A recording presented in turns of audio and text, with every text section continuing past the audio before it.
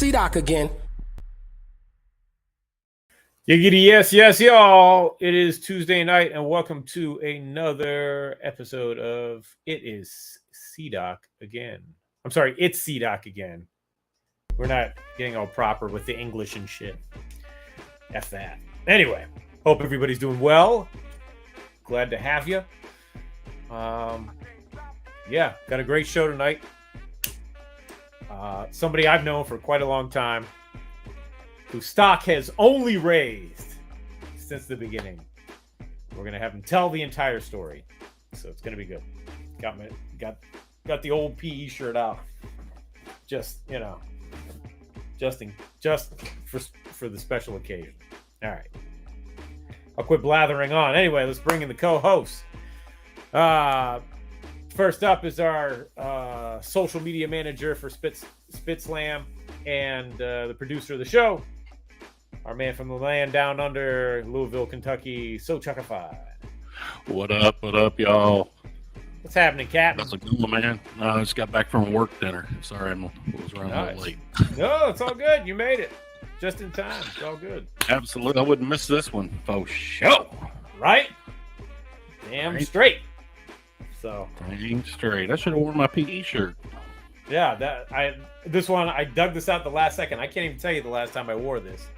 So Well, I know you sent me one, and then, of course, I got the one when you and I met back in 2007? 7, yeah. God, it's been that long. Shit. I know, it's crazy, right? That is crazy. Yep. Yes, indeed. Our other co-host this evening is got her start in legendary rap radio. Our lady from the heyday of K-Day, coming from the West Side, Jennifer O. Jenny. What up? What up? We got to throw up the dubs. Throwing up the dubs. As usual. As usual. How are you, Jennifer? I'm all right. How about y'all? Doing okay. Gotta get my head in the game. I don't even have all the lights on or anything. Jeez. Wow. I know. What is really happening? I'm feeling kind of war tonight, slipping into darkness. Okay. Just play. Triple So stage. Chuckified has no lights on at all. So Right. There we go. Boo! He did some rearranging. Yeah, I haven't gotten everything where I want it, but I had to switch it up. Yeah. Word up. Sometimes it bees like that. Just got to do it. Absolutely. It bees like that. You know. What's up, Nag? What's up, Ultra Mag? Dale D in the house. Dale D wants to do an interview. Ultra Mag. We haven't seen Dale D in a minute. Yeah. How you been, Dale? Hope you're well. I don't think. He wants to come on the show. All right. Well, who doesn't? All right. Exactly. Who doesn't? Who doesn't want to come on this show? Right? That's right. Absolutely. Today, don't have a whole lot of hip-hop news, but today, 29 years of The Roots' debut album, Do You Want More? Yeah. That's solid. On this day in 1994. Right. Ooh, round of applause. Yeah. Congratulations. A round of applause. Yep. Taking it around. And there's somebody we can ask about that because he's in charge of Hip Hop Gods Radio, and he's keeps track of all these things, tabs on all these things. President of Rap Station, ladies and gentlemen, Flatline. Biggity bam! What's the haps? Wow. What's going on? Throw a little DOS effects in there. I kind of did, I guess. Yes, you did. Why not? Right? Why not? What's going on? What's happening? What's 29 years of The Roots. Do You Want More? How many years? 29. 29. You were a year old, Flatline. 29? Yeah. He Wow. might be saying, he might be calling BS on that. No, I'm not. I'm just Oh. like in disbelief. It's one of those dates that you hear, and this happens a lot. Like CDOC posts stuff, and I'm like, man, it's been that long. Right. Isn't that 94? 94 that record came out, right? Yeah. Yeah. Their first, the Do You Want More? Yeah, 94. 95? I think it's I think it 94. might have been the beginning of 95. No, because All right. Am No. I going to have to figure this out? Yeah, look it up. Discog says 94. No. Yeah. Did you say no? Because Illadelph was 96. Philadelphia's 96. Yeah. Right. No. January 17th, 1995. Really? Give it to the man. All right. 28. Ultramag 7 says 94, and I tend to believe him. Knackworth says 94, but I'm looking at Wow. Spotify, and it says release date January 17th, 1995. Oh man, I don't know. All this stuff on Discog says 94. Maybe there was a I feel like I need to like run and get props. Can I do that? Yeah, please. All right. Absolutely. Please You do. guys never have props. Who got the props? No, it is 94 on the album. Is it? Yeah. But Yeah, it is but it was on the possible that it internet. was like printed in 94 and released early 95. 95. That happens. It does. Well, it also says it's the second studio album. Correct. Yes, because It's technically Organics was their first from 93. And Whatever it is. Distortion to Static and Proceed both dropped in 94. Yes. Okay. Those are singles, right? Yeah. Yeah. So the album says January 17th, 1995. So maybe it was slated for release in 94 and it just got held over a bit. Singles are a different story. Yeah. But then okay, wait a minute. Yeah, okay. I don't know, man.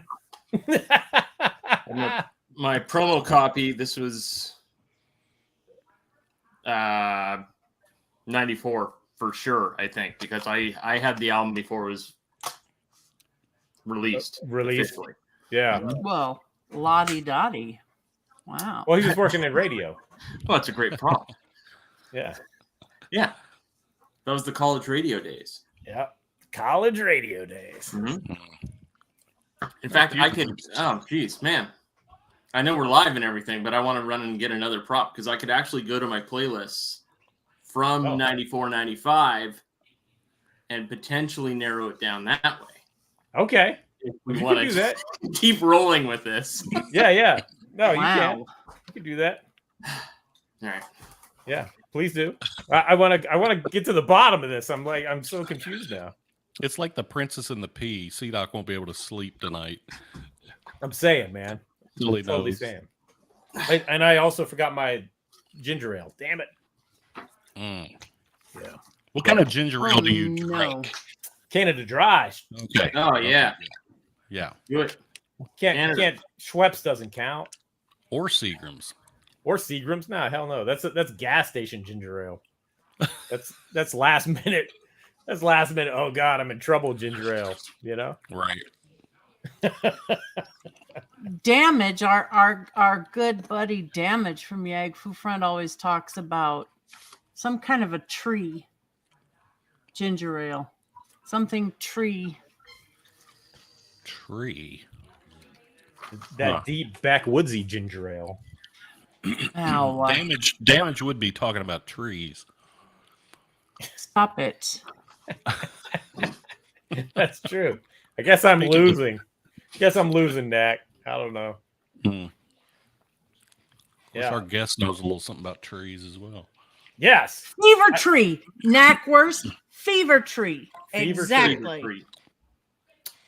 Yeah. Never So heard there's of that. fever tree. And our guest is here, so we're going to get on with it. And remind me, we'll do the Spit Slam Jam of the Week later. But right about now, we're going to get into our conversation with our guest, who is one of the dopest DJs I've ever seen in my life, hands down, no question. He made his name with Public Enemy and has just done so many things since then that we're going to talk about. The man of the hour. And I'm going to let him finish his preparation, his interview preparation. Give him a second. Yep. Give him a second. And then we'll bring him on. So I think it's froze. We're going to get closer. Starting to go. All right. Ladies and gentlemen, DJ Lord. Woo! Hell yeah. There he is. What up, people? Praise What's the up, Lord. God. How y'all doing? Hey, Doc. Doing what's all up? right. How are you doing? Oh man, I'm doing good. I'm in the new Rebel base right now. Ah. Yeah. if you guys- Upgrading again, eh? Upgrading again. I can show you guys right quick. Let's see what Nice. technology says about it. Check it out. Wow. You know what that is? Oh yeah. Look at that. Yeah. Never heard All of right. Never heard of them. This is you remember Bob? I always kick him in the head. Oh yep, every there's time. Bob. Yep. Always getting Punching abused. bag. Got the bag up. Got the canoe. Studio. Well, this will be the gym. This will be entertainment area. If you can see all kind of crap. The studio's back here. More crap. Movie room. Darth Vader got his fist up. Nice. Giving me shit. Giving me Yeah. shit. Got that going. Of course. Of course. Big shouts out to Bump Box for the personalized boom box. Word up Yeah. the box. Yep. Can you buy the PE version? Huh? Can you buy the PE version? No, not yet. Not till we get that licensing deal Not done. till we get that licensing deal. But how you guys doing? How's Doing everybody well, doing? bro. Good. It's Happy New it. Year. Absolutely. yeah. Happy New Year. Glad we could finally connect. You have been the world travel guy of all world travel guys. Yes, Mhm. sir. You know how I do. Cypress Hill all day. Shouts out to the crew. Just been running with the hill, man. Yeah. Shit. As a matter of fact, we're headed to Costa Rica, and then from there we're doing a show in NASCAR in LA, if you can believe that. Wow. Televised. They want us to do "Insane in the Brain" is the main song with no curse words. And, Wow. so NASCAR is joining with Cypress Hill, if you can believe that. And NASCAR, that side of the planet, right? Wow. Televised NASCAR. So it's going to be a good show. We're doing like 3-4 songs, but one main song they want on the televised, whatever they're doing Yeah. in LA. It's a big deal. It's like a Coliseum or something. Wow. That is Yeah, man. crazy. Yeah, it's going to be crazy. That tells you a lot about how far things have come. Because That's what I said. Never would have thought. Who would have thought or thunk it in a million years? Yeah, man. Wow. All right. Well, hey, if there's any group to do it, it's Cypress, you know? Yes, sir. Exactly. Got to. Coliseum. Yeah. It's at the Coliseum. Is that the Coliseum in LA? Yeah. Cause we have rehearsals on the 2nd and 3rd, straight from Costa Rica to rehearsals. Dope. So yeah, that's basically been my existence, man. Just locking in with Cypress Hill. Yeah. No, that's great. Sounds rough. Before we get into it, I promised Mara I would ask you this question off the bat. Uh-oh. She wants to know, how high are you right now? I'm not gonna tell you that, Mara. Wow. I'm higher than the sun, moon, and stars. Actually, I'm not that high right now. I just kind of got started. You just caught me like. I was gonna say, mid-joint. yeah, you were just lighting up before you came You on. caught me. I was like, oh shit, like that. So, but so I'm not super high at all. I've just been moving this stuff around, and I got to get people in here to do it the way I want it. Yeah. And it's going to be a whole nother process. So, but just moved out here and I'm neighborhood. They stare at me, but it's cool. Good morning. Now, where are you at now, Lord? I'm out outside of Atlanta. Okay. Yeah, I'm a little bit outside of Atlanta right now. I moved from Midtown, and then I came out here for a little more peace and quiet, you know? Yeah. I remember when you moved to the last place. Oh my gosh, I do too. Yeah, well, I'm sure. It was a mission, man. I lost a lot of friends during that move. You know why? Because of my damn record collection. Yeah.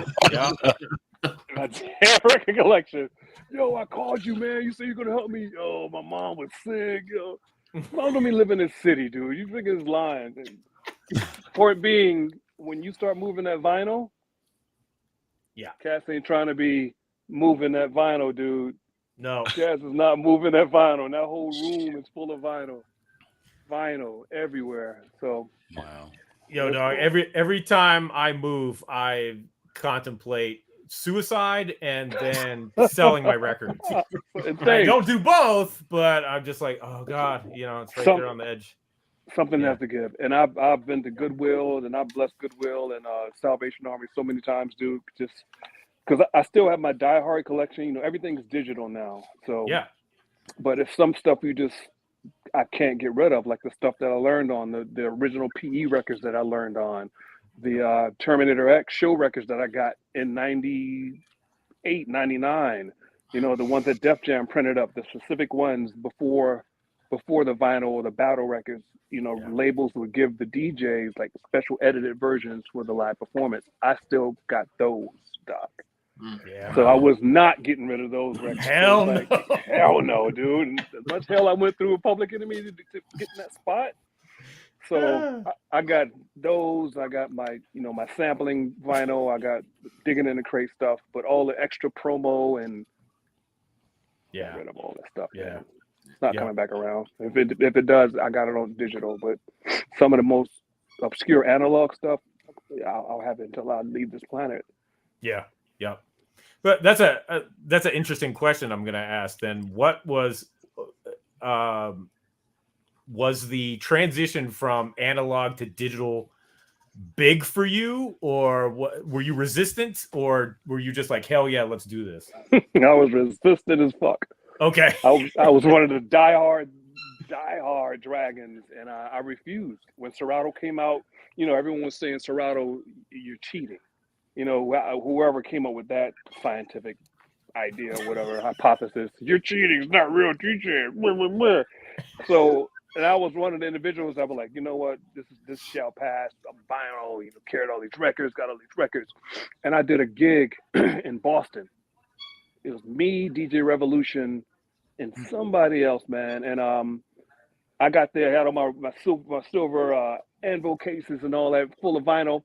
The opening guy had Serato. The opening guy played 80% of my set. The opening guy, I was the headline.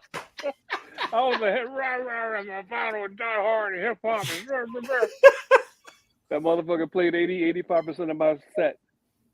And luckily, I was able to extend my stuff. But bring it back. Y'all want to hear it again? Somebody mix it up. One more time. Super extended mix, Parliament remix. I'm thinking, bring it back. Yeah. Because if it wasn't for that, because he played everything that I was going to play and more. Yeah. He had Serato. I had all the stuff he was playing, but on vinyl. He played like, he had he had millions more songs than I had. Yep. So, and after that, the next morning, I was like, hey, Serato, hey, man, I heard about you guys' stuff. I would love to try your product. Want to send me something, please? DJ Lord, Public Enemy. Chuck D can verify for me. And I never looked back. Yep. I never looked back. I got my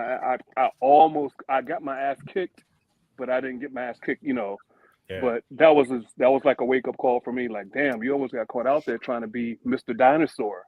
And you know what happened to the damn dinosaurs. Yep. They Yep. ain't around here no more. So after that, man, I mean, I never looked back. And a lot of guys who I came up with, it kind of just forced them out of there because, you know, quiet as kept. That whole new technology stuff, it forces you to become a nerd. Force you to become a nerd. You got to learn the technology. You got to do your due diligence in it. You got to be on it, on the technology, on the updates, on this. And a lot of cats, you know, a lot of hip hop cats, a lot of, you know, black community DJs, and Cass wasn't trying to do that. Cass was more like, you know, digging, you know, letting me feel it. And I got the record, and I want to do this, and it's robotic, and it's I'm not gonna say it's space music. Don't say the name, Josh. No. But because he'll kill me. I know. He'll kill me. Yep. But yeah, you know what I mean. Cass is not trying to evolve, and even he has evolved. I know. Yeah, because he was forced to. That's what I'm saying. And it's like, it's the greatest thing since sliced bread. I never look back, and man, look where it is now. I know. I remember being I think one of the times that made me realize, like, wow, this is just the fucking thing, was when I was traveling with you guys in Cali, because we were shooting videos, and you were like, that was dope. Right. And you were like, yo, I need what did you say? Chub Rock Rock and Roll. Rock and Roll. Yeah. And I went on the enemy board, and I'm like, hey, can somebody email me Chub Rock and Roll, dude, real quick? And they did, and I sent it to you, and you're like, there you go. Problem solved. I couldn't believe it. And that was around the time where I was like half, you know, I got one smaller, one bigger tonight. I was I had 1 foot in, 1 foot out as far as the digital technology. Yeah. But I'm full in now, you know? Oh yeah. Yeah. It's got to make things like crazy easier. Holy shit. Oh man. Airports used to see me and just start laughing because they knew it's going to be $150 extra, overweight baggage fee, and getting your vinyl lost in Australia, land in Australia, records are still in LA or somewhere. You got a gig the next day. You know, got to buy the records all over again. Then the records show up. So now you got triple copies of imports that are like 25 euros each. All of that, dude. And it's like, you can just travel. You can travel with a USB if you want. I mean, just a hard drive and you're set. Yeah. I travel with one bag. Everything else is on a rider now. Oh, that's great. One bag, backpack. Yeah. Done and done. Yep. That's fantastic. Yeah, man. All right. So anyway, let's rewind it back and talk about how you got your start. Take it back. And you know, what drew you to the turntables? I couldn't sing. I can sing in the shower, but shit, I couldn't sing. So I was like, I got to do something, you know. Man, honestly, I was always a fan of DJs, even by seeing Grand Mixer DXT on Rocket. That was my life-changing experience. When I saw that, I was sold. And my cousin Bernard in Philly, he was a DJ, like a neighborhood DJ, doing block parties and stuff. And every time we would have family reunions, I would go and always try to see what he's doing. He'd always be practicing. I remember it well. He had the silver Gemini mixer with the readout on the top, goes from green to red to yellow, the one they had on Beat Street. Yeah. And he had two 1200s, and I would always try to sneak in his room when he leave to try to figure out what he was doing, and he would come and knock me out every time because he would lock the door and I would pick the lock. And yeah, I would pick the lock. I had to have it. What is this? I was like, yo. So fast forward, I'm back in Savannah. I can't afford no Technic 1200, and I definitely can't afford a mixer. So my Uncle Raymond, he hooked me up with like a BSR turntable, if you remember that. The little plastic joint looks like a Fisher Price, and I had a stereo receiver. And I would try to mimic Grandmaster Flash, Mixmaster Ice, Jazzy Jeff, of course, Cash Money, Tat Money. And I would just take little bits and pieces and add it to myself. I can take it back further than that. I we had the wooden stereo, the wooden TV with the stereo inside. Oh yeah. That's where I really started Wow. doing that shit. And I had like 75 cents on a needle for anti-skip. Yep. So it wouldn't skip. Oh And yeah. and I had, and my mom had those big the 78 records. They were really thick and heavy. Yep. Had those, the Disney records. Yeah. She had the collection when we were little. Dude, I got it. I remember everything as far as that. And that was my real start doing that. And then it went from that to the BSR turntable and the volume knob. And then I finally got my mom to buy me a turntable, like for Christmas or something like that. And I didn't know what the hell to buy. I bought, this is when they had Hi-Fi Sounds, is a place what's called Yeah. Hi-Fi Sounds. Yeah. And she ended up buying me a turntable, a Technique, straight arm. I'm thinking the newer the better. So she basically paid the mortgage with the turntable, spent the mortgage on the turntable, and it was the wrong damn thing. It was a belt drive. So who the hell was crying Christmas morning? You got me wrong, Dad, I hate you. All that shit. But it was my fault because I didn't know what to buy. Right. And the only hip hop we had in Savannah was like looking at album covers and like MTV videos and things like that. So after talking to a whole bunch of people from coming down from New York and my cousin, I found out about Technique 1200s. That was my start. That was it. Wow. So I was, and I got my first Technique 1200 by my cousin, not my cousin, my homie David in Savannah, Georgia, who was real slick with the hands, sleight of hand. And he told me we went in a pawn shop after we came from BMX practice. I used to ride Mongoose, Super Goose team. Oh wow. And yeah, and I was like, David, yo, there was a Technique 1200 for $275. Wow. And the guy that ran the pawn shop wasn't in that day. The heavyset guy was in there. Yeah, what you guys do? Your kids doing it? Don't tear up my stuff. Every day, because we come there and dream. You know, there's receivers, there's speakers, there's this. We just got finished seeing Beat Street. We like, how can we cut some grass and buy some, in that mode, sell some cans, sell some bottles. And he's like, go talk to the guy. That's not the guy that's not the guy that's here all the time. So I'm talking to the replacement guy. I just say, do you have this? Do you have that? David goes on in the back, changes the tag, switches the tag on the Technique 1200 from like $275 to like $69.99. Real story, real talk. Okay? So I go back and say, we good. David's like, come on, let's go. Take the Technique 1200, shaking to the counter. Hey, I like to buy this turntable right here. Guy with glasses, I remember him well. Well, Alex isn't here today, but I guess I can sell it to you. 69. Looks more expensive than, I guess what it is. $74.98, sir. Wow. Shaking, giving him the money because I did a party the night before for $150 at a YMCA or something. Man, I can't tell you, I never rode faster on a bicycle ever, even in race. All the way home, one hand on the handlebars, one hand Techniques under my arm. I'm gunning, I'm jumping. That was my first 12. And I had that one in like a Marantz or something on the other side. Yeah. And I was on my way. Savannah, Georgia. How old were you? I think I was 16, 15. Wow. Yeah, 15, like 15, because that's when I was racing BMX. Yeah. Wow, that's crazy. Yeah, just like that, just like that, bruh. When did you think about competing? I always wanted to be the best on the block. There was always like hip hop in the air, there's always like so and so in this neighborhood over there. It wasn't on the scale of like a New York, but all our stuff was just copying stuff we saw on TV.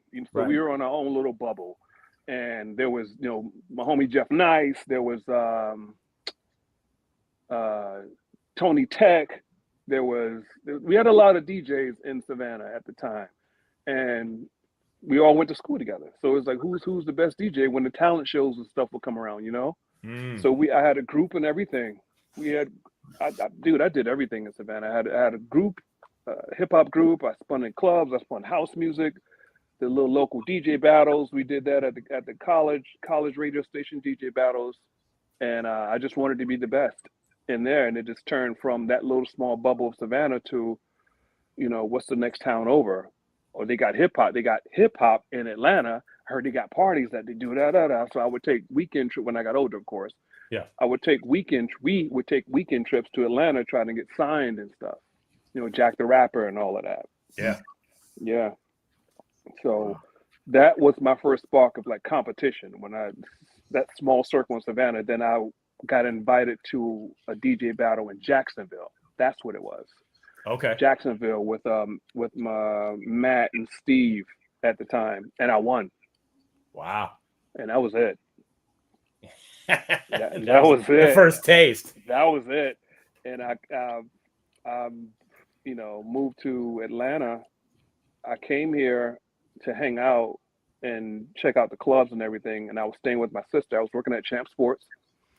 And I went to Lenox Mall with my sister and was looking around. And she was like, this sign application, you never know. Because Champ Sports is Foot Locker. Foot Locker is Lady Foot Locker. Lady Foot Locker is Kids Foot Locker. They're all sister companies, Right. And by the time I got home, they had left a message on my sister's answering machine. We'd like to interview you. We're interested. What?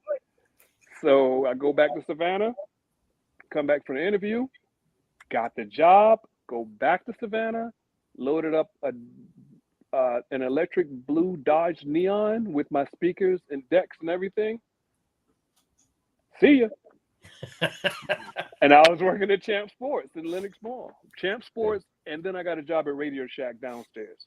So I would come to work in this suit and tie for Radio Shack. If you remember Radio Shack? Yeah. And I would have my stripes in my backpack, the polyester. So Yeah. Clark Kent, Superman. Superman, Clark Kent. Superman, Clark Kent. Superman, Clark Kent. And I did that, dude, before anything jumped off here in Atlanta. Yeah. And then you started. When did you start playing clubs in Atlanta? I couldn't get a club. I couldn't get a club gig in Atlanta. They wouldn't. Even the club I'm DJing now, resident head DJ, I couldn't get a gig in that club. Wow, really? I was DJ Lord Aswad from Savannah, Georgia, and I came when I moved here. I went after their best. They didn't like that. They did not like that. Yeah. Atlanta is very cliquish, and I think me and DJ Clever were, the head honchos around here, and he would win some, I would win some. When I first moved there, they were just straight up like, the winner is the guy with the green hat on. What the fuck? They would not let me win, dude. They would not let me do jack. So I had to make it undeniable, Yeah. They said, this, don't leave room for the judges. Make it undeniable that you won. And it wasn't until I started doing that I start winning battles around there. And then Public Enemy happened. And then, the boomerang effect, then you go around the world and everyone loves you all of a sudden. Yeah, sure. So yeah, how did PE happen? PE happened during that time while I was eating one meal a day, sneaking my meal broke as hell, trying to make it in hip hop. We were living in a house in Decatur with another rap group, like 8 guys, and one of the guys had a family upstairs, and like 8 guys in the upstairs, downstairs big house. There's a singer, there's a producer, there's me, there's other rappers, and we had this house, and there was a studio in the basement, Black Hand Battalion. So I'm doing the Radio Shack Foot Locker thing, and my homie Rockmost, who actually is the link with Griff, who got me, linked up with Public Enemy, he was like, yo, man, Public Enemy needs a DJ, dude, and Terminator X is retiring. They need a DJ. Griff would be around the house tonight. I'm thinking he's fucking with me, Doc. I'm like, yo, man, I'm putting on my tie. That shit ain't funny. I'm trying to make it. I'm fucking kickboxing. I'm doing this. I come home, I try to do. I'm thinking he's fucking with me. So we had a rock'em sock'em that morning. I slammed the door, go to work, because I would leave like at geez, I would leave at 7 in the morning and get home like at midnight because working 2 jobs and living on the bus. Yeah. So in a neighborhood that they found 2 bodies in the trunk 2 streets over, that kind of thing, in a house full of guys with no privacy at all. Right. So we're all on edge, you know. So I come home, who's in the living room? Griff, DJ Lord. Hey man, what's up? How you doing? Rockmos told me about you. We need a DJ. Terminator X is retiring. You think you can handle it? And I'm like, yeah, I can handle it. Yeah, sure. We heard about you, heard about the DJ battles and everything. Cool. So fast forward, I meet Chuck. I go out to Chuck's house, the one he had near Evander Holyfield spot. Yeah. Old spot. Yeah, I remember that. Yeah. So I meet Chuck, do like a quick interview. Chuck wanted to see what I can do on the decks. Go crazy on the deck. He's like, what? Lord, what? Me doing that. So they got my passport expedited, and they gave me the instant replay to learn. Oh yeah. Instant replay. I had to do a crash course in instant replay. I had to get my homie Whitfield to help me learn the instant replay because I was about to hit the road. I've never been out of the country, dude. I don't know anything about this. Yeah. So I'm on I think the first show was in Belgium in front of like 50,000 people or something crazy, man. And it was no rehearsal. They just it's no rehearsal. They just pushed my young ass out there with no rehearsal and telling me that's one W's telling me Norman used to do it like this and all this other stuff and intimidation factor, and I'm messing up left and right, dog. I'm pushing the wrong button.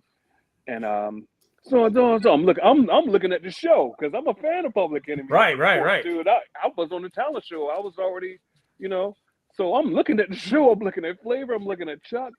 So on the DJ Lord, hit me. Chuck's like, oh no. And bruh, it was a nightmare. It was horrible, man. But the crazy part is this, bro.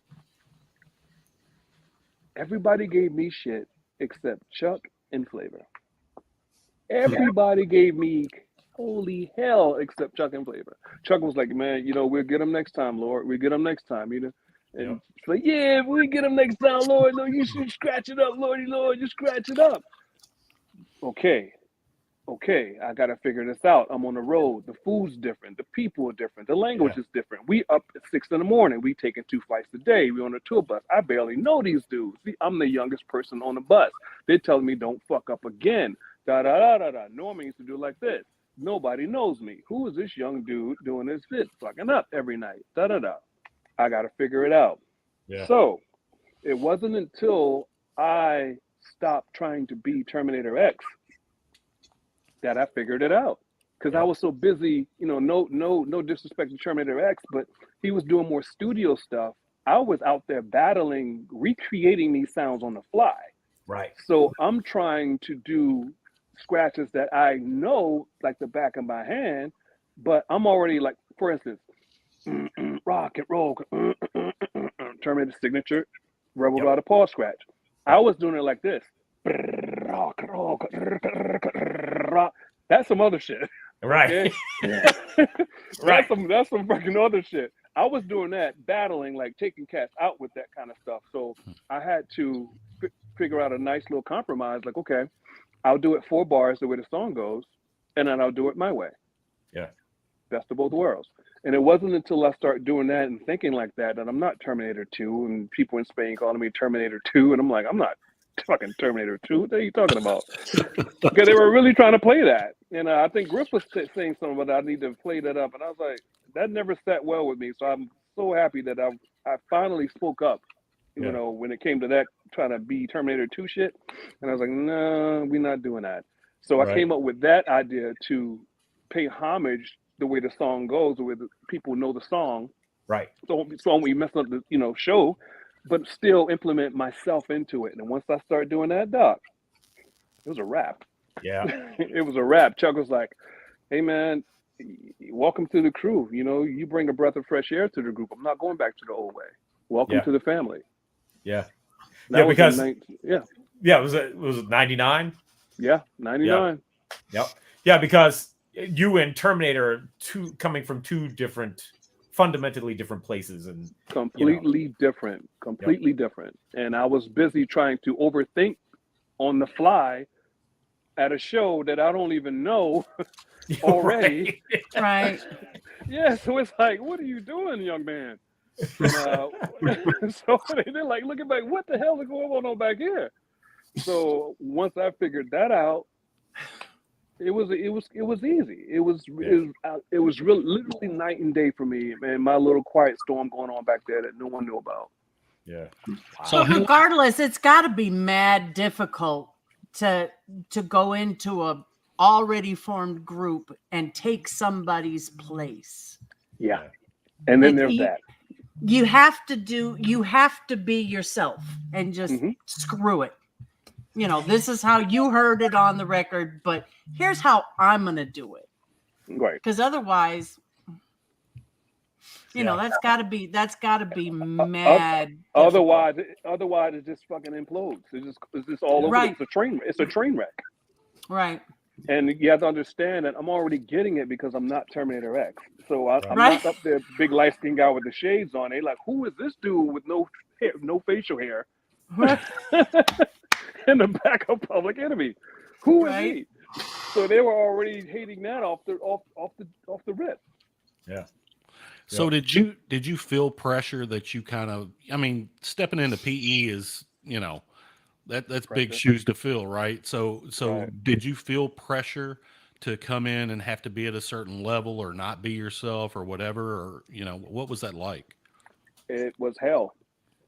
It was hell. It was basically hell on wheels because it was hella pressure because, like I said, people were used to seeing who they want to see, and then there wasn't no big like press release that Public Enemy has a new DJ and he's coming to Europe, and my ass just popped up. Yeah. There was a hiatus, and then I popped up. So, and I popped up fucking up.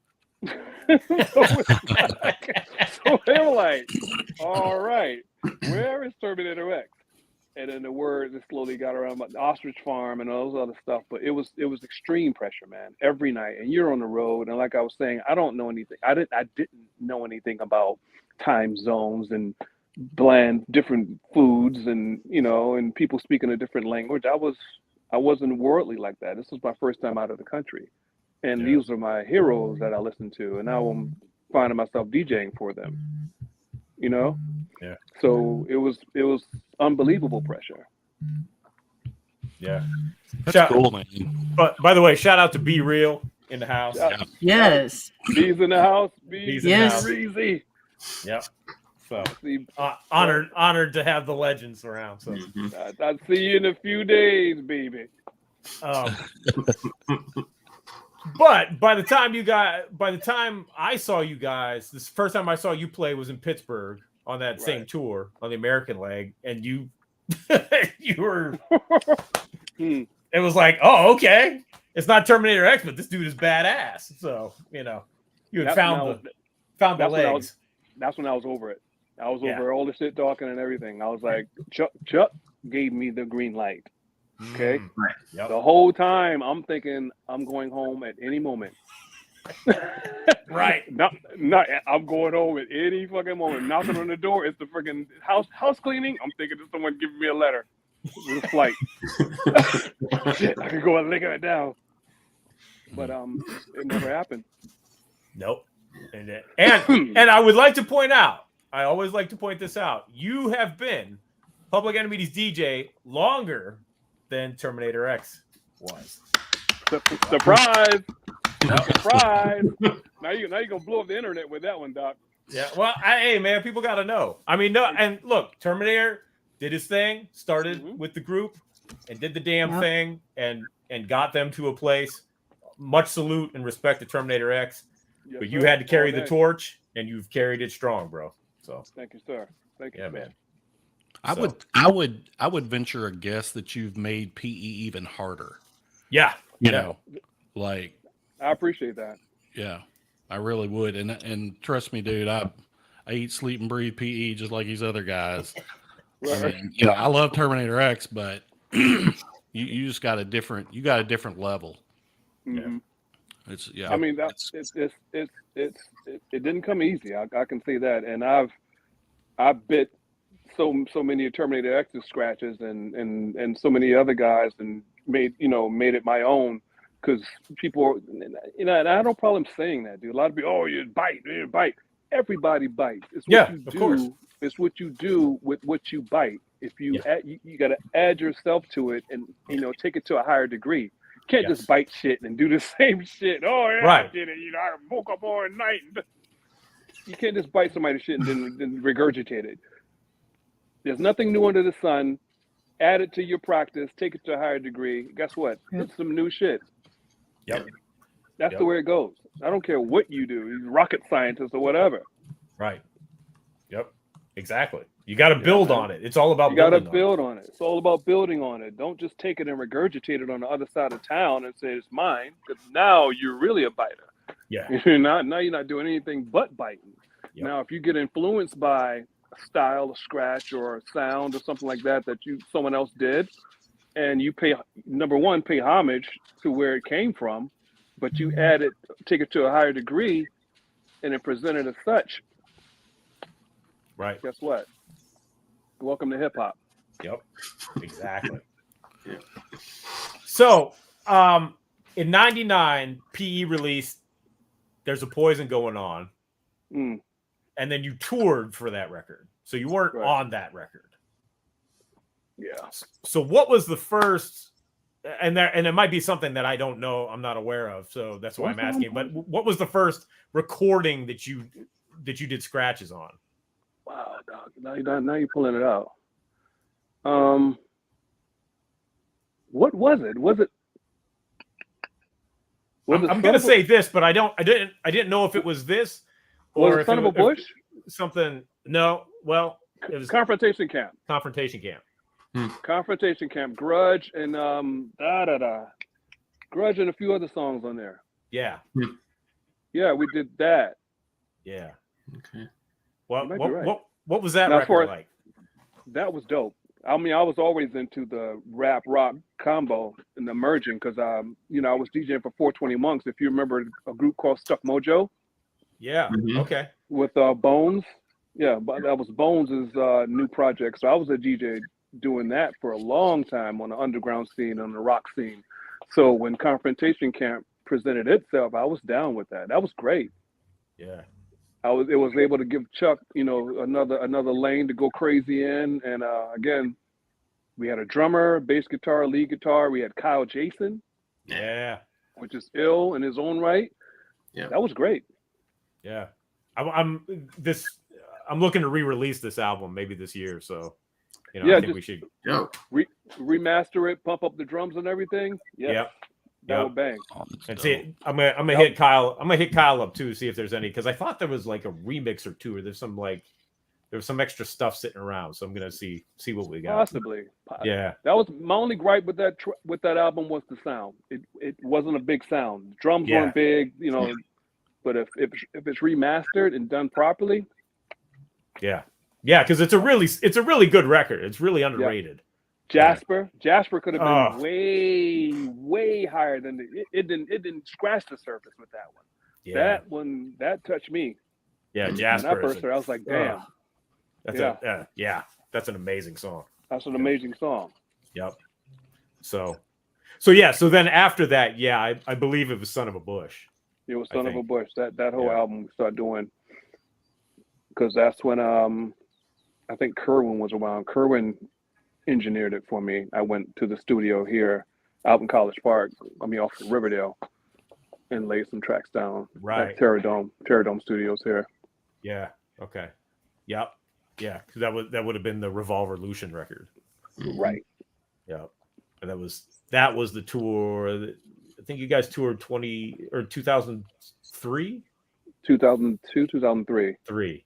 Revolution. When was that tour with Black Alicious and Dilated? That was that one. Yeah, because we played 4 shows with you on that tour. Right. That's that was the first time I got to. go round with you guys. I remember that. Yeah. Those were great times, man. Yeah, man. A lot of fun. Crazy. Damn, we knew each other for a long time. That's when we got really cool too on the road, because I was always crack you up all the time on the road. Yeah, dude. It was funny because everybody sees the PE guys as like a Public Enemy and they're serious and all that shit. And then Yeah.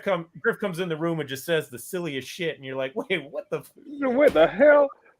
Right? Those were great times. Those are really great times. Yeah. Well, you mentioned it earlier. You know, before you came to PE, Mm-hmm. you weren't a traveler. You know, Nope. you were in, you know, your U.S. bubble, right? Mm-hmm. Right. One of the things I really appreciate about you, Lord, not just your craft, but I enjoy following you on social media because I live vicariously through you. Because you strike me as somebody that lives life to the fullest. To the fullest. Are y'all ready to get drunk? That's since you brought it up. So what was that like for you? I mean, obviously you'd been in the States your whole life, and now you're a world traveler. What's that been like for you? Then or now? Now, like, you know, like now it's just second nature. I can't sit still. I mean, I got my travel training from, you know, the legendary Chuck D. I mean, when I first came out, Chuck gave me the breakdown on everything. I mean, from the music, we would be up late talking on the tour bus, just he and I, because everyone would be passed out. He'll be on his computer, I'll be on my computer, or I'll be going through my records or something, or talking to him about the next show, or just up looking out the window, because I've, again, never been on a tour bus, and I'm on a tour bus for 8 hours. So I'm up, and he's talking so much that he's lulling me to sleep because he got that baritone. So, you know, like the section, he gonna kill me. But the sexy guy on the radio, you know, it's 93.3. Oh, Right.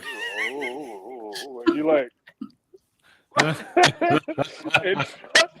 and Chuck can do that. When he starts talking to you about stars, Mars, and quasars, you got to be like, hey, okay, man, all right, I got to get up because that bass will be like, yep. You'd be like, you listen to it? Yeah, man, I know what you're talking about. Like that. So I learned the road from him, you know, on late nights on a tour bus, and up until now, we still have our conversations every other Thursday about, you know, current, past, everything. Yeah. So he taught me how to conduct myself on the road, you know, meeting people on the road, meeting girls on the road, what to do, what not to do, etiquette. We would get into brawls on the road, everything. Yeah. You know, I didn't know anything about an Aryan nation in Ireland that we got in a brawl with one night because of Drew. You know, I didn't know about things like that. You know, Drew's a hothead. You got to be ready. But you know, the fighting part was no problem because then everyone was trained in the martial arts. I mean, the S1's in traditional karate, Griffiths and Wushu. I'm taking Muay Thai. You know, back then I was just kickboxing, but now I take Muay. You know, I'm training Muay Thai, but I was kickboxing full on then. So we're getting into brawls. I'm happily kicking people's faces off. I'm kicking over with Public Enemy. I'm going bananas. You know, it's just like a song. It's just like this song. So it's like I'm losing my mind. You know, Drew said something. Who said what? Who said what? Who said what? Who won it? And you know, so it's like I didn't know about things like that, and I learned to not be so gung ho about that kind of stuff. You know, diffuse it because it's just us on the road, and guess what? It's just us on the road. Right. And that night we made it to our hotel. We were looking out the window. Those dudes was going up and down the street fighting anybody drunk. Wow. Bottles, chains, and all kind of stuff. So, wow. Yeah, that's just one of many situations on the road. And oh no, the story can't end here. Oh, there he is. Thank Yeah, you. there I am. Sorry, I broke the internet. No, it's But okay. but you have to understand, when I joined, those guys weren't. They had already chilled out a bit. You know, Yeah. this wasn't super prime time PE. Super prime time PE would be the PE on the road with Ice-T, Tretch, Yep. Freddie Fox, getting into brawls and things like that. So that was a whole nother kind of animal. You know, by Right. the time I got with the crew, they had mellowed out a little bit. Yeah. Yeah, they were So- they were 10, 12 years in by that Yeah. point. Yeah, they mellowed out a lot based on the stories I've heard. Wow. So hold up. I can't imagine Chuck D being there a brawl. No. That's let me get to that. All right. Another thing that was taught to me when something does jump off, the plan is if Flavor and Chuck are around, you get in a circle and they'll be in a circle and we go to the nearest exit. Whoever is in the exit, you're getting tossed out the way. Sorry. Because guess what? Anything happens to those two, the tour is a wrap. Right. Mhm. The tour, everyone's going home. If anything Yep. happens to those two. Right. So they're in the middle. We're in the move to the nearest exit. Now, whatever happens after they're safe, that's your ass. You know, you now it's time to brawl. If you want to brawl, you're trying to really hurt some people. If Yeah. they're trying to really hurt us, that is. You know, Right, we're not going after people or anything. It's more of anything self-defense. Yes. And Yeah. in that aspect, everyone trained in self-defense. So when it jumped off, it's like, okay, well, you've been warned, and then it's on. Yep. Wow. Yeah, That's so- crazy. But a lot of times, Drew, shouts out to Drew, that would get us into shit. What the fuck? Who the fuck is this guy? Drew, he owns the building. I don't give a fuck. Oh, no. Here we go again. Yeah. Here we go again. Here we go again. Turn it up. Yep. There it is. I laughed because it's true. Shout out to the Drew. Shout out to Drew. Gotta Yep. love him. Yep. Gotta love him. So then you were around. So you were around for a lot of the milestones and big things that happened. PE 20 in PE 20. 2007, Yeah. and Rock the Bells, Rock the Bells. that Rock and Roll festival. Hall of Fame. Rock and Roll Hall of Fame. Yeah, Rock and Roll Hall of man. Fame. Harry Belafonte inducted us, and Spike Lee. They both Yeah. inducted us. Wow. Yeah, yeah, man. That was that had to be crazy. that was a crazy night. Yeah, That was a really crazy night. Epic night. yeah. Because then by that point in time, you had been with the group for over 10 years. Over At that 10 point. years. Yeah. I was up there. I was yeah. Yeah, man. Wow. Did a lot, man. We did a lot. I don't know. Whenever this story or whatever is supposed to come out, that's going to be, I don't know where to begin with that one. That's going to be a lot of information. It's going to take a special kind of person to put that together properly, you know? It has to be done right. Yeah. It has to be done right. It's too many moving parts and people that contributed, you know? Yep. Which it can't, that the story it can't be simplified. It has to be its own thing. So it can't. Yeah. Whoever I would recommend whoever touches things like Rolling Stones, Grateful Dead type stuff that knows how to tell those type of stories, get those type of individuals that know how to tell thorough information, and so everyone is happy, because we don't want to get nobody. Oh, you forgot about me. I'm the one that went to the store and got the 7-Up when you know. Oh God, you know, it's going to be a lot of that. There's gonna be a lot of that. There's Yeah. going to be a lot of that. Yeah, you man. You wouldn't have a sandwich that I didn't give you peanut butter. Oh, so, hey, give it up for the peanut butter, man. It's like, okay. So you did. I remember you had done a couple of mixtapes. I think kind of DJ mixes. I did a couple of mixes coming into the game. They were funk mixes coming in. They're pretty much not to be found right now. But the last mixes I did legit were the Marsh tape mixes with DJ Cody. Yeah. My main man. Peyote Cody. Yeah. Yeah, Peyote Cody. I'll see him in LA too, a few weeks. Yeah. We working on some stuff as well. Dope. As well as 3PO. Shouts out to 3PO. Oh, shouts out to the homie 3PO. Yeah. Yeah, just talked to him yesterday. We're back on it. Gave him the new address. I gotta get some of this stuff in order. I wonder where I'm at. I'm still in my basement, sorting out my stuff, sorting out my This is my studio. This is all my studio. Yeah. Between the gym over there, the turntable room, the production room, this is all me. That's great. I'm happy I made the move, but it's going to be a lot of work. Yeah. But yeah. So is there a go ahead. Hang on. Yeah. Is there a Mrs. Lord? Let's see, where is she at? Don't get the latex out. Say hi. Oh, Say hi. oh Lord.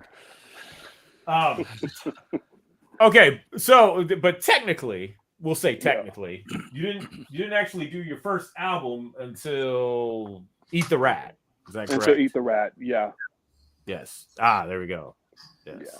That was the first one. Jumped in with that.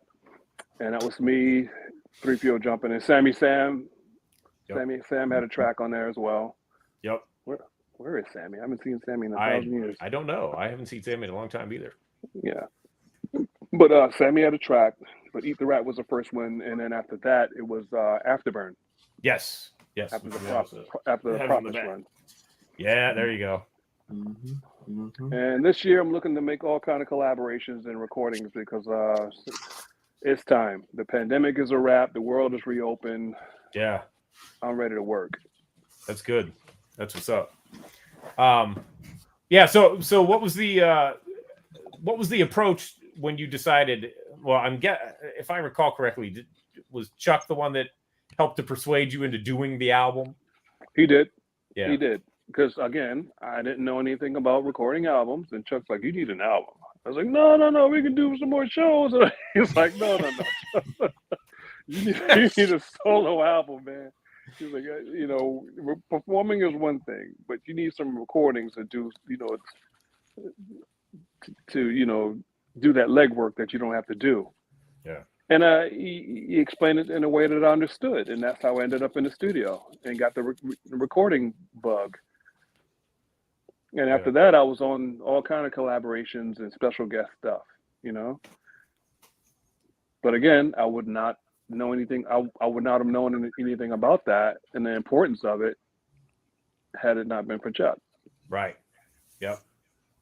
And so then you guys did that, and there was some PE stuff there, and then Chuck, I remember he called me and was very cryptic about things, as Chuck occasionally is.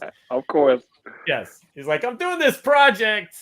Yeah, I think I'm going to take Laura. He's put it like this. I'm doing this thing, with the Rage Against the Machine guys. I think I'm going to take Lord with me. I'm like, what? What are you talking about? And then it comes out later about Prophets of Rage. Yeah, man. Yeah. And that was a trip. That was a trip. That was really a trip. That was some more epic shit as well. Yeah. Strange at first. Real strange at first. Is B Real still? Is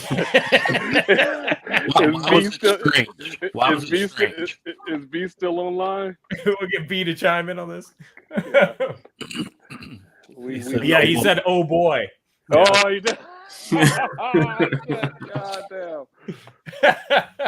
Yo, it was epic shit. Great time.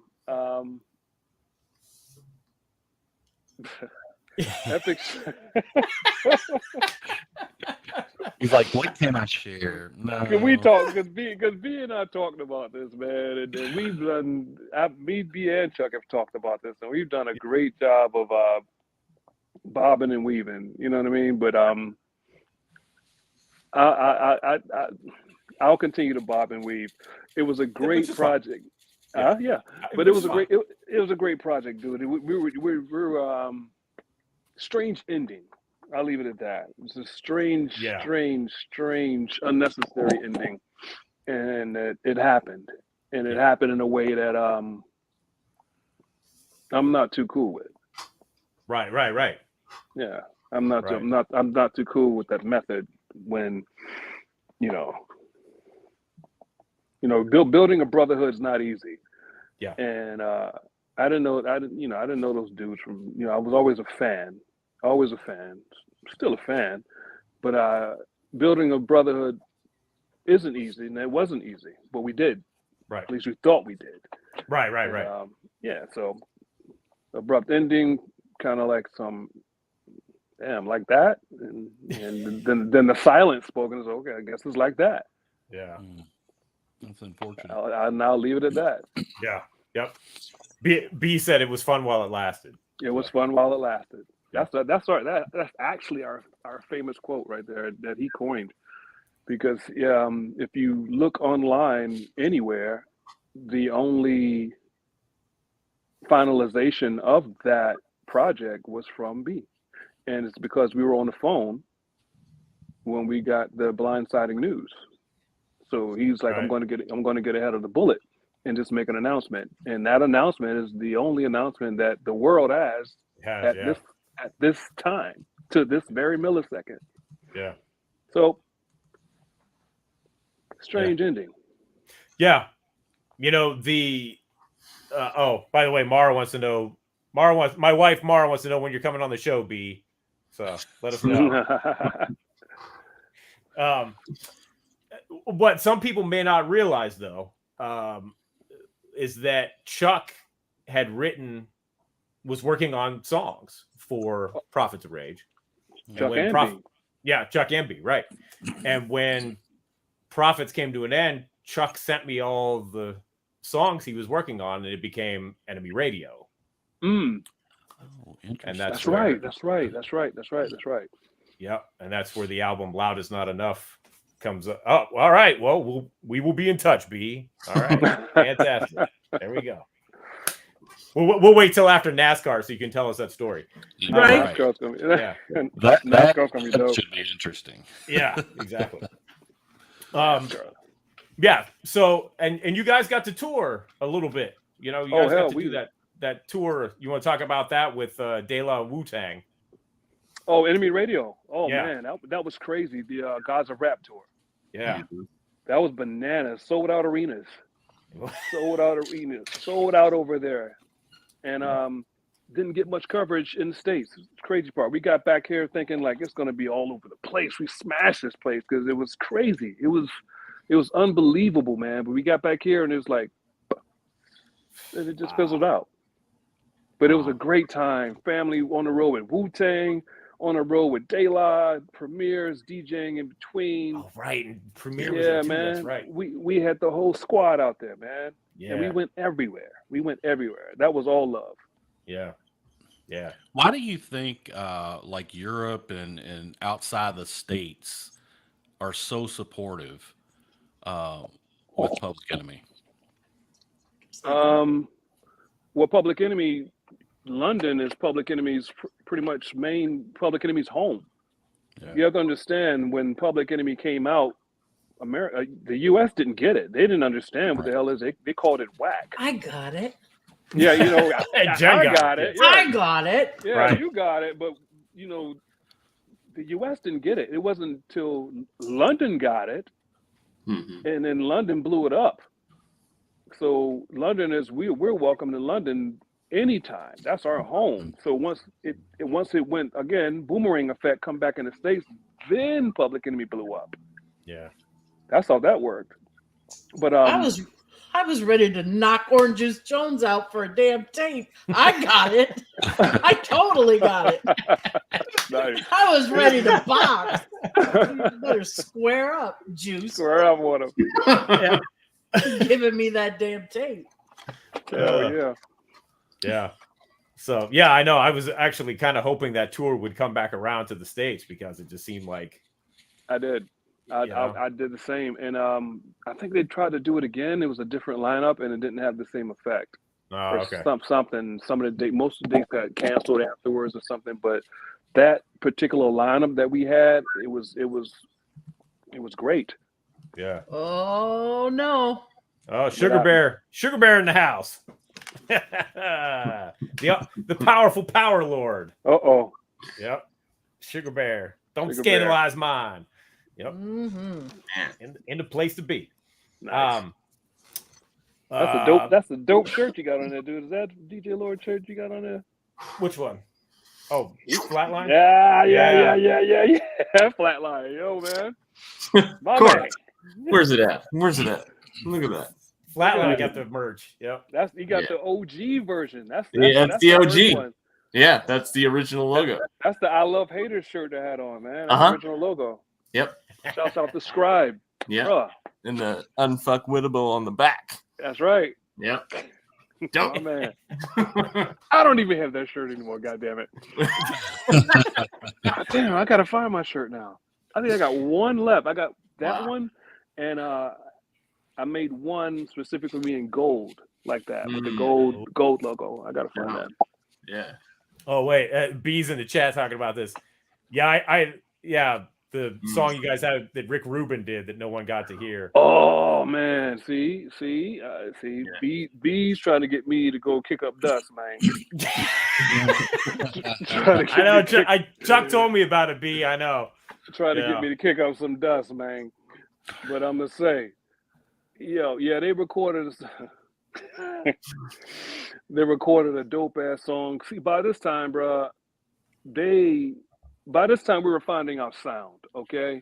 Yeah. The chat. You remember when we first came out? The chat boards were off the freaking charts. They're all the haters and saying this is not this, it's not Zach, it's not that, all of the crap. And then we dropped that album, and then we start touring the world, smashing the performances, and motherfuckers didn't want to go on behind us. Yep. So the chat boards went from that to that with the negative bullshit. Okay. So we were finding our sound. We were so busy looking for a sound, but we were defining our own sound while we were looking for a sound. It was so weird that it was happening. It's like, but when we finally found our sound with songs like Pop Goes the Weapon, which isn't a song like that ever, and it was talking about gun control at a time where it was out of control, pretty much like now. But we had our sound. And by this time, Chuck and B, I remember having a conversation saying, okay, we're going to kick this now on some Run DMC shit back and forth. B's voice, Chuck's voice, B's voice, Chuck's voice. Finish each other's statement, finish each other's lyrics. You start the bar, I finish the bar, I finished it, that kind of thing. And that was the song they were recording with Rick. Now, if you can imagine a song like that with Rick Rubin. Oh, boy. Exactly. And, they recorded it. They went way out somewhere in Bumfuck, California. Not Bumfuck, but like way out in California, Shangri-La. Which is Spar. And by the time they did that, it was pretty much a rap. Yeah. But no one knew it was a rap. Right. Yep. Wow. Problem. Again, unnecessary roughness, bro. Unnecessary roughness. But however, the silver lining on all of this. The silver lining of all this is that B and I click from the top. We will always see each other on the road. Okay. Yep. Public Enemy family, Cypress Hill family. I mean, I think the last show that we all saw each other was in Milan when Public Enemy was all together and Cypress Hill was on the same bill, and Chuck had caught a contact.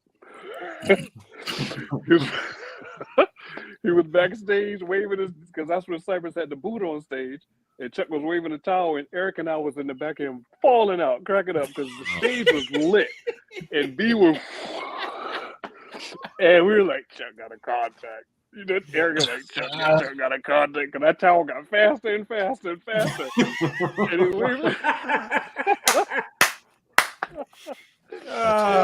Waving the towel. You're saying in the membrane. You're saying in the brain. She's like, Chuck got a contact. But that was the last time we saw each other. But point being, we always were family. So when we did the Prophets of Rage project, B and I clicked off the rip. We not only we were the youngest individuals in the crew, we were the only ones pretty much blazing in the crew. Right. An added perk, you know.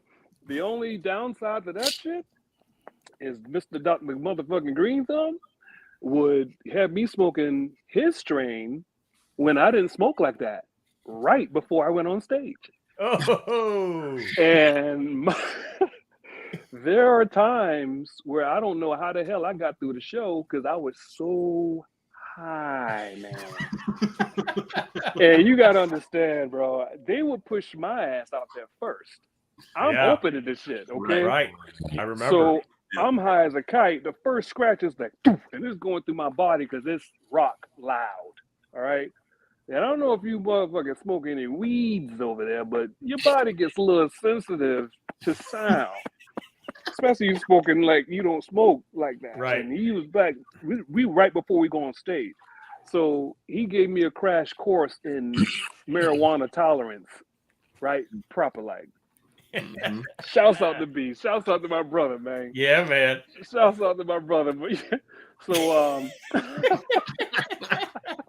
epic fucking time. I used to be high as shit, but guess what?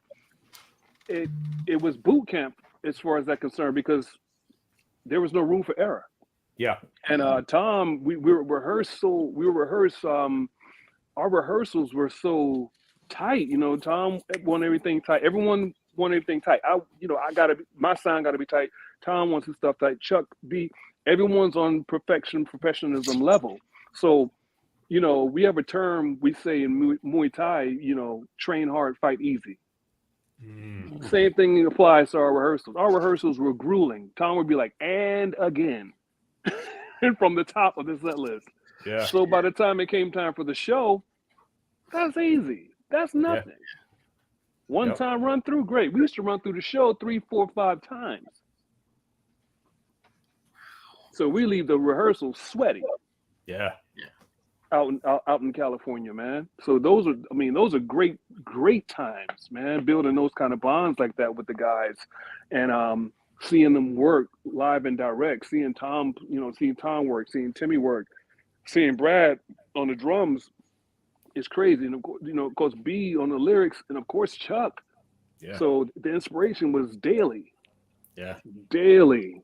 I just wish we would have utilized a little more of our tools. You know, we were just again, I keep saying we were just finding our sound. You know, songs like with Hail to the Chief, how we did, you know, with the battle between Tom Morello and myself. You know, you don't know whether it's guitar or turntable.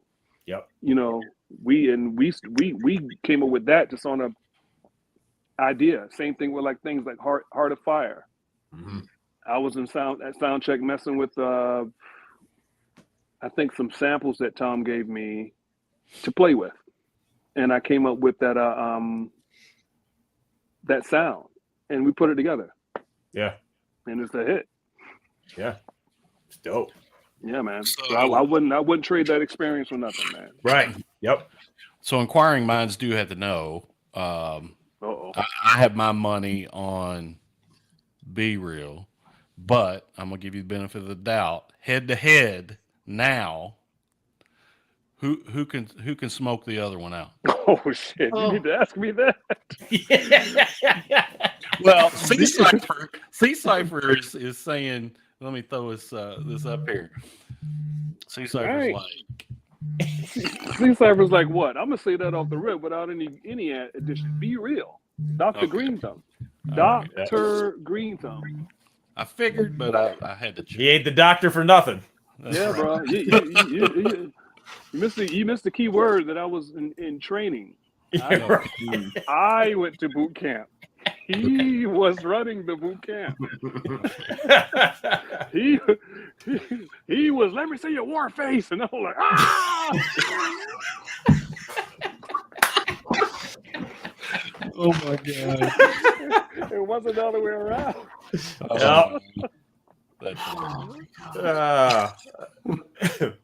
But my original point in all this was that you made the bond with B, and now because Cypress was using was it Mixmaster Mike for a while? He was DJing for them. Mike. Yep. Yeah, for the live shows, and then they brought you in.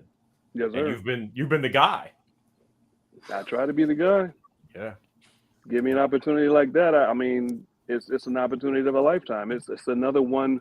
The crazy thing, Doc, is there were, when I was a little stereo, when I was younger, I always said that my dream is to DJ for certain groups. Okay. Mhm. One was Public Enemy. One was Rage Against the Machine. Wow. I mean, two was Rage Against the Machine. Yeah. Three was Cypress Hill. Four was the Roots. Wow. I'm good with the three. Yeah. But there's still time. Nope. I'm good with I'm good with Cabinet at the three. I'm good with Cabinet at the three. And this is real talk, okay? Because on talent shows, I was Terminator X. Yeah. So I knew the scratches like the back of my hand. So it that lined up kind of like divine intervention. Because even though they threw me on stage with no rehearsals, I knew the scratches like the back of my hand, for real, because I used to do them on the talent shows. And my homie used to be Chuck D, and the other homie used to be Flavor Flav. Yeah. So I used to practice Terminator X's scratches every day. You know what, Lord? I do have to remind you, though, number 4 kind of actually happened because you guys played the... We did Jimmy Fallon well, you did Fallon, but you also did the Roots Picnic the year picnic. with That's the Roots. Right. That's right. I didn't think about that. Yeah. So holy shit. Kind of did. Oh man, I didn't cut the lights off in here now and just sit for a minute. Right. This is crazy. Yeah. That's true. He needs a moment of silence. I know. He needs some milk. But I didn't think about that. Yeah. Yeah, because I came out and filmed it. Yeah, you guys and the Roots doing Nations. That's right. Yep. That's right. And they totally were the backing band for the Nations thing, and we've done multiple projects with them since. Yeah. Yeah. Like award shows. Right. Damn it. So things like that I count my blessings for, and those things don't just happen. Yeah.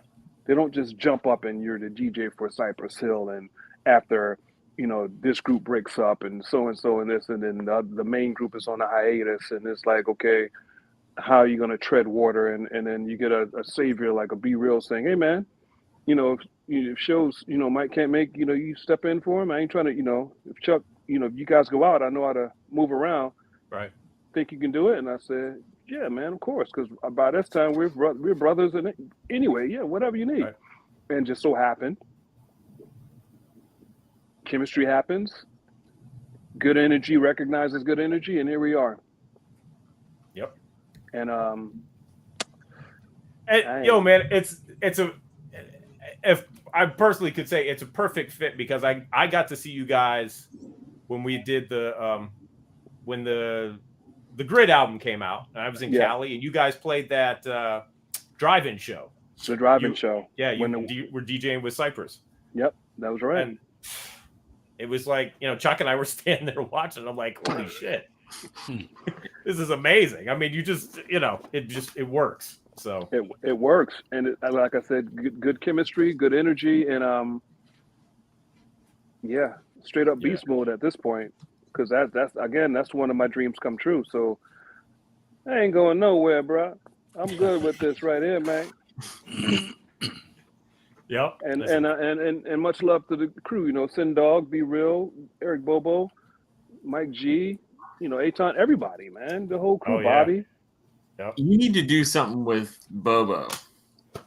Eric Bobo. Those videos that you post are just crazy. Like, that's something there. That's something special that you need to pursue, I think, and get recorded.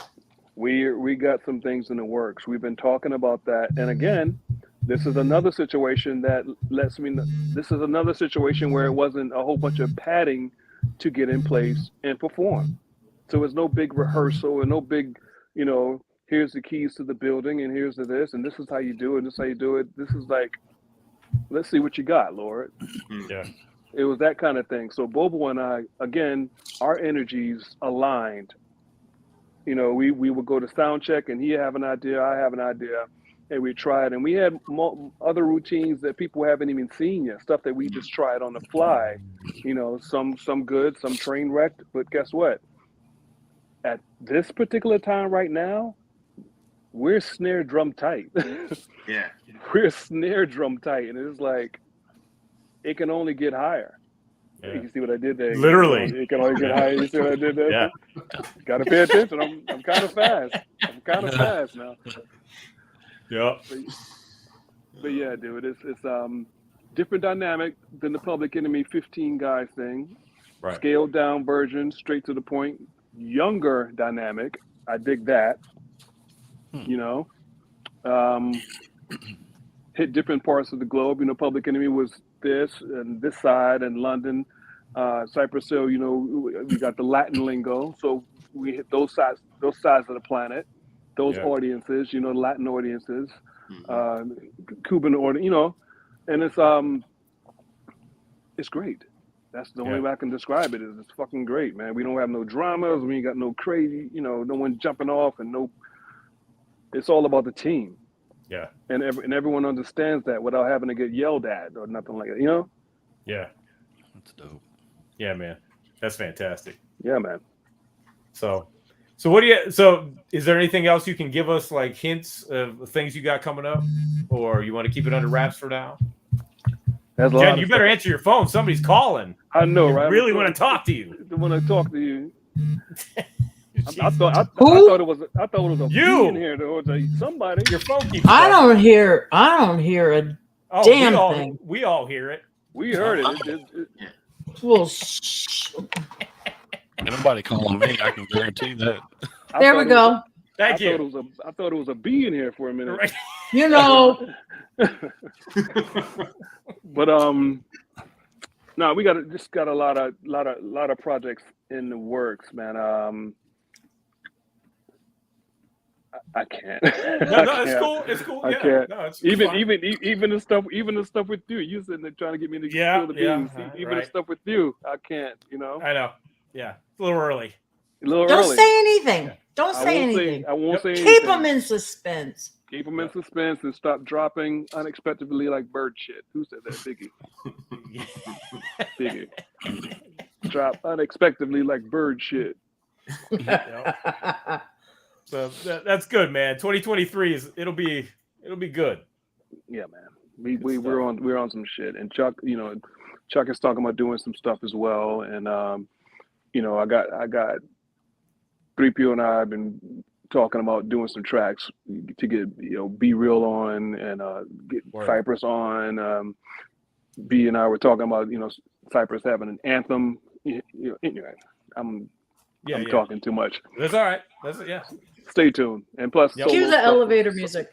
Solo stuff from me. That's gonna be like.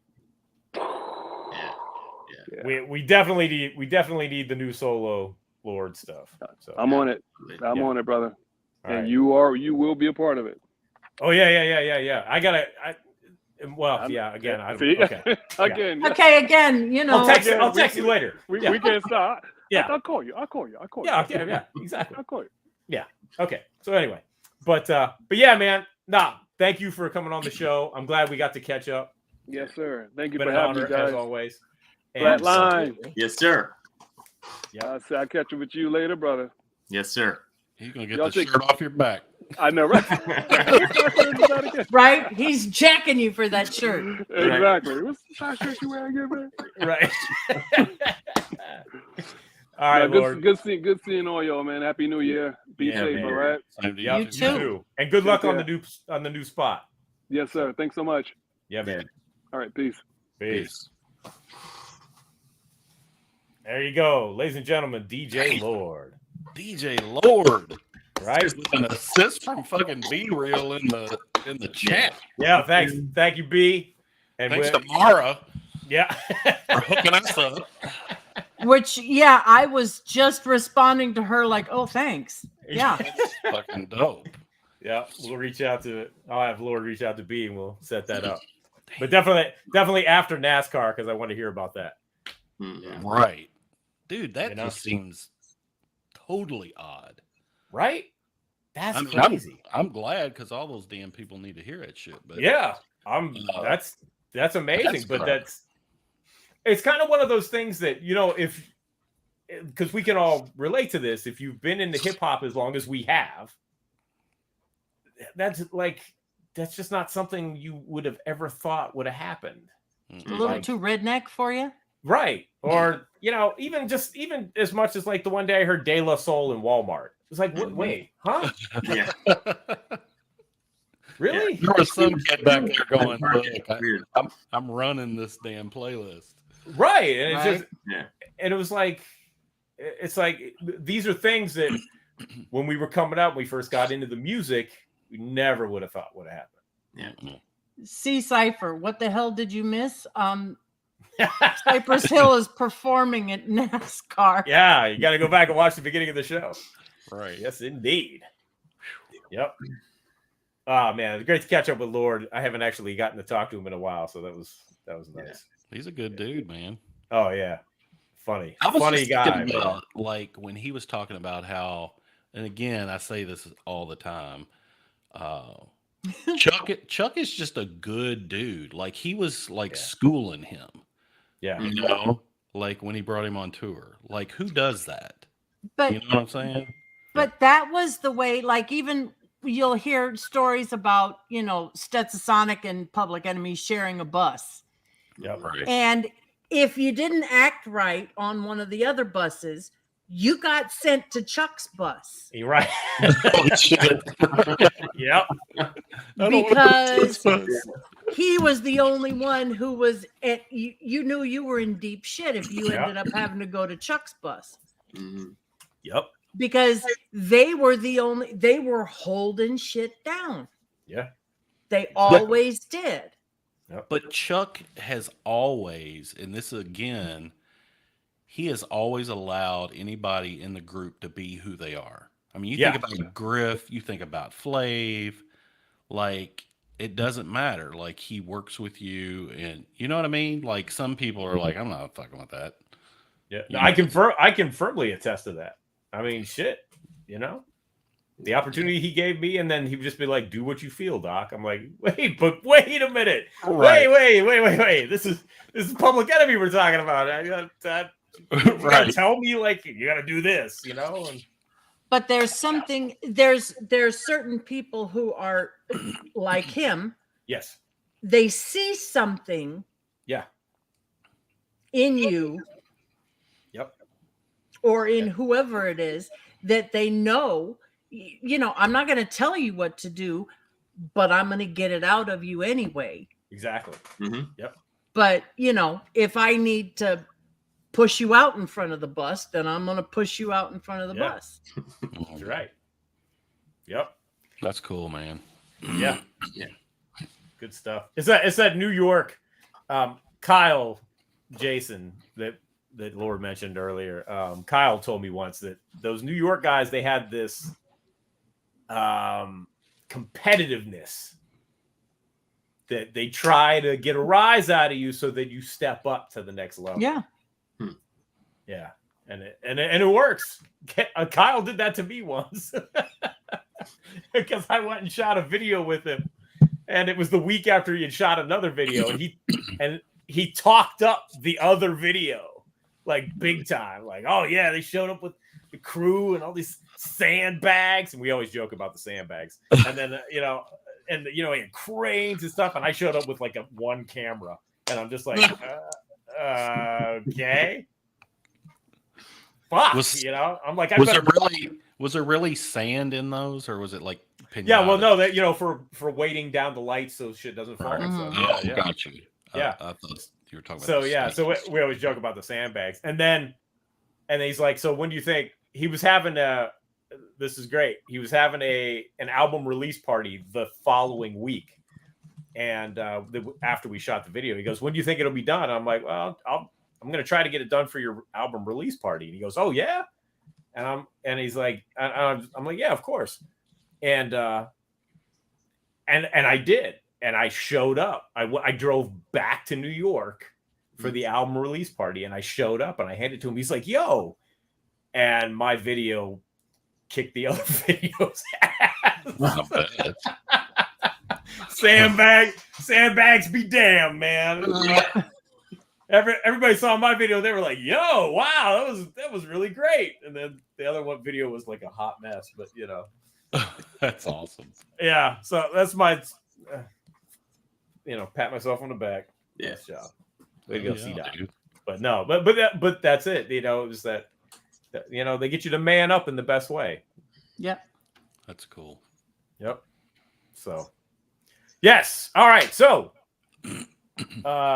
we have to do a couple of things real quick before we bring this show to a close. And one of those is mentioning that It's C-Doc Again is brought to you by the Spit Slam Record Label Group. The Spit Slam Record Label Group, a Chuck D situation.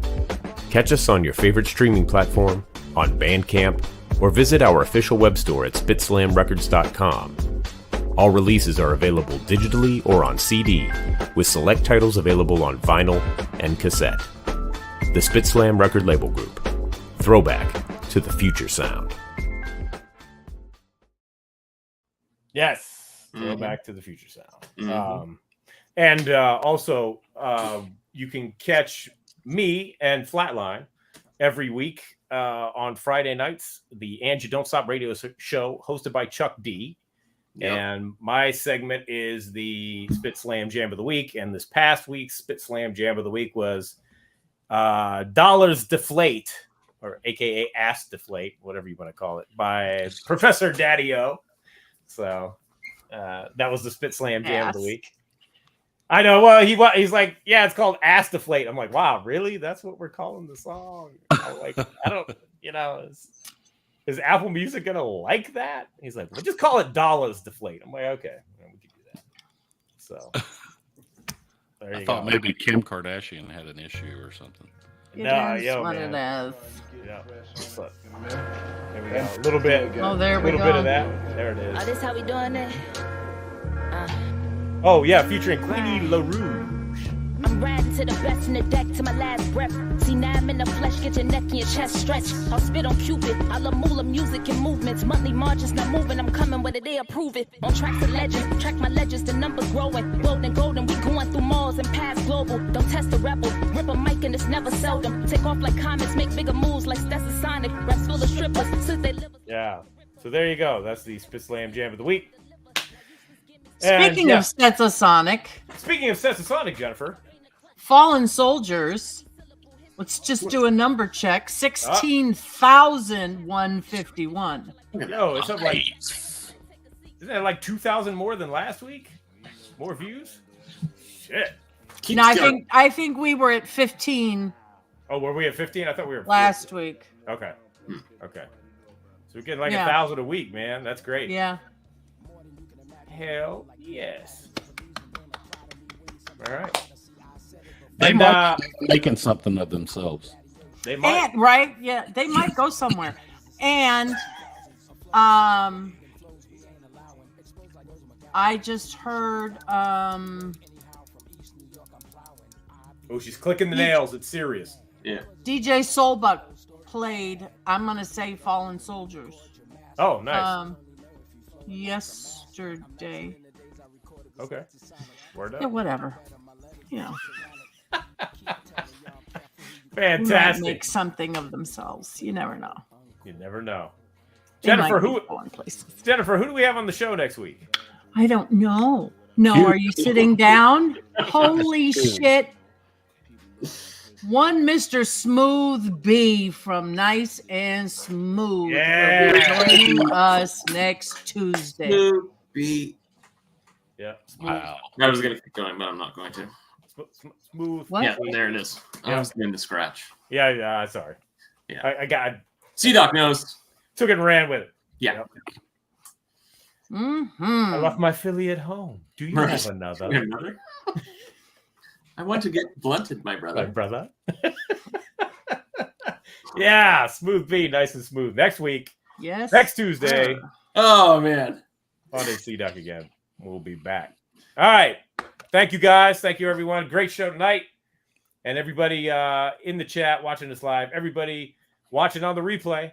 And this has been another episode of It's C-Doc again, and we will see you next week. Mm-hmm. Here we go again.